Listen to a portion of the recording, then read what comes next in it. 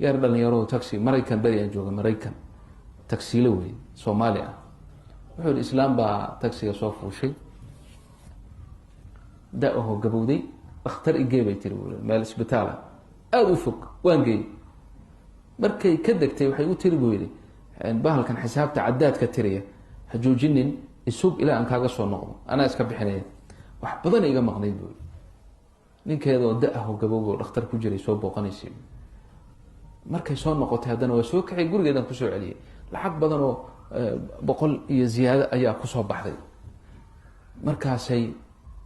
lacag karo fara badan ay igu dartay markaasaan inigu yiri maxaa kugu kalifay arintan ay sheegi kartaa yani taxiga waa iska siideen kar taxi kala qaadan kartay maxaa lacagta isugu badis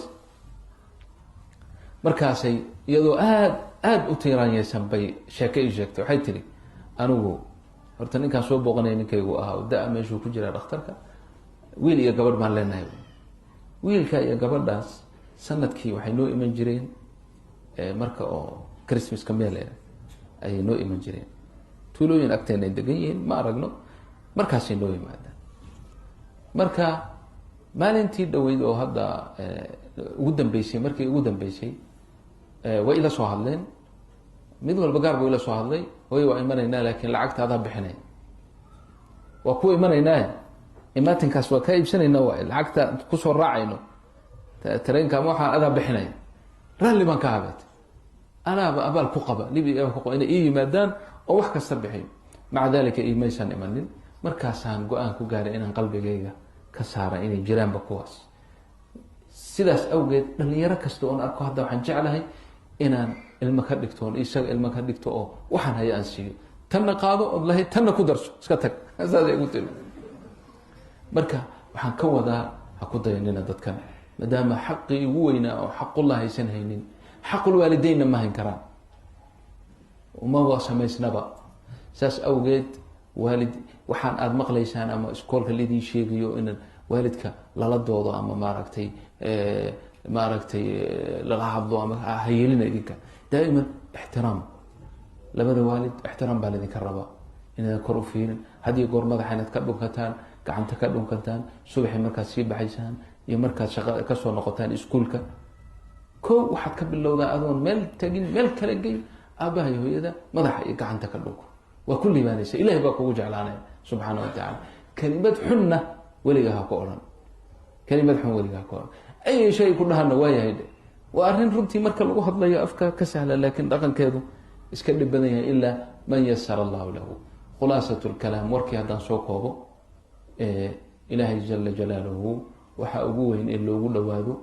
waa in isaga la caabudo subxaanahu waxdahu laa shariika lahu isaga loo mahadnaqo waxa ku xiga xaqul waalidayn baa ku xiga su-aasha ugu dambaysa marka aan kusoo khatimayno nin baa su-aal weydiin kara oo odhan kara anigu hadda yani aabiyo hooyo waa iga tageen waa dhinteen ma joogaan marka maxaan samayn karaa aabbahay hooyaday oo aan jeclahay inaan u ixsaan falo wax ixsaana wax baarinimo ma igu hadhay mar hadday dhintaan su-aasha iyada waa laga jawaabay nabigaana ka jawaabay calayhi salaatu wasalaam ومن حسن الحظ سؤاشاسنا هوري u dhacdo nabiga la weydiiyay nin baa weydiiyay aabaha iyo hooyaday waa dhinteen wax baarinimo haray oo aan u baari fali kara oo nixsan fali kara ma jiraan haabu horta haday nool yihiin de waa u ixsaan falaysa booska la gaarsiiyay waxa kamid ahaa in nin nabiga u yimid calayhi salaatu wasalaam uu yiri waxaan rabaa inaan jihaadka ku raaco jihaadka shaygu ugu weyn هوية ملاذا هوية ما نوشاهد ولا بوالد ملاذا ها ففيهما فجاهد أرد إياك مارك وشو الجهاد marka khaslada ugu dambayso ah labadaada waalid hadii ay dhinteen oo adduunka aysan joogin ma loo ixsaan fali karaa ha waa loo ixsaan fali karaa waa loo baari fali karaa nabigu uu noo sheegay calayhi salaatu birriga aad u samaynaysa aabaha iyo hooyada oo tagay kow waa in aad u ducaysaa birrinimada ka mid tahay walidaalika dad wanaagsan qaarkood dhaqankooda waxaa ka mid ahaa wuxuu yidhi salaad kastoon ka baxo rabbi ikfir lii waliwaalidaya kama tago labadaada waalid maqfiro ilaahay u weydii kow arrinta labaad inaad u ducayso biraxma istikfaar dembi dhaaf raxmad ilah u naxariisa aad tiraad had iyo goor. arrinta saddexaad inaad sadaqa u baxsato, sadaqa bixi u niyo iyaga way gaadhaysaa, ilahay baa gaarsiinaya subxaanahu wa tacaala. sadaqadaas nooc kastay noqon kartaa, ma aha shardi in oo maaragtay aad xoolo qasho oo dabadeed xoolaha marka iska dhaqanna waxaa iska jiray berigii dambe ay soomaalida meel ka keeneen ma aqaani xus iyo wax la yidhaha abahay baan xusaya, hooyadii baan xusaya oo kada ayaa iska jiray. asalkeedu waa saxiix oo inaad intaad cunto samayso xoolaha intaad gowracdo masaakiinta ugu yeedho ay dhargaan oo magaranaysaa ay duceeyaan oo aabaha ama hooyada aad tawaabka u niyeysato weeye aslul mas'ala, waana sax wax ay ku jirtaana male. laakiin in dhaqan lala eegto oo meeshii dad masaakiina la siin lahaa dad iska aragtay dheragsan meelaha looga yeedho oo xaflad oo kale laga dhigo oo taas ayaan sharcigu uusan ogolayn, meelna aan ku qotomin. laakiin inaad adiga aadan weliba xataa waqti u samayn, sanad kasta markuu dhintay maxaa qasab ka dhigay, ay waqti oo aada wax heshid sadaqa la bax. sadaqadana daa'iman tan daa'imkay mutawaasilka fiican, sadaqa jaariya, masjid la dhisayo, ceel la qodayo, biyaheeda la cabayo, xoolo